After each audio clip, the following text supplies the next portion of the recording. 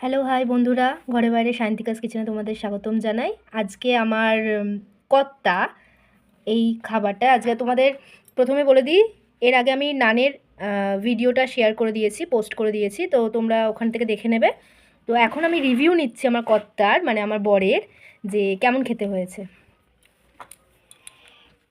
Try করতে দাও, তারপর তো বলবো। খাও খাও।